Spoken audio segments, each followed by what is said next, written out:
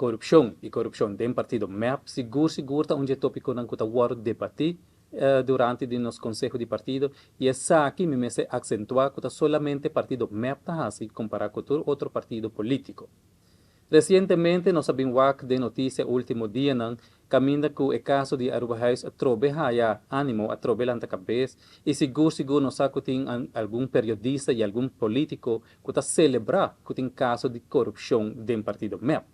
Da parte que há diferentes casos de corrupção que vão pegar ou vão ligar na MEP, caminha que cada partido político mestre para responsável para o mesmo acto não de corrupção que não tem que atender com não. Manipulação de notícia é o que periodista e político não seguem custa hasi, para desviar o povo de verdade traz de não mês.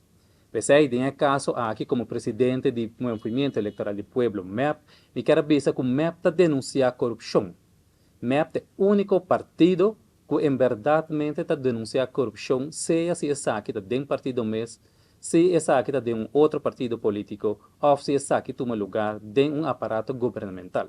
Vamos para que um rato e o que tem uma diferença de atitude entre o partido MEP e outro partido não político. MEP é partido que demonstra que tem uma atitude proativa e contra a corrupção a qualquer nível. MEP arrisca estándar de integridade aqui na Aruba. E coisa que antes estava normal, e agora que não está normal mais em política e não está contra isso aqui também. Em caso que nós temos que exponer e nós temos que denunciar, partido MEP lo hace seguramente. A cambio, se nos mira nos outro partido na maneira AFP, mais Acción 21, parlamentaria independiente, de AWE não há uma denúncia nem de caso não avestruz, por exemplo, nem de outro caso não de corrupção caso não grande de corrupção, se você comparar o Bahá'ís com corrupção de outro partido não, caso não grande de corrupção que dia já não toma atitude de visa que isso aqui não está bom, o que está sucedendo em política. Ao contrário, o partido MEPSI tem atitude proativa e a atitude mais importante é que agora nós temos um suspeitoso ou um culpável em caso de corrupção, pode retirar voluntariamente de função que tem.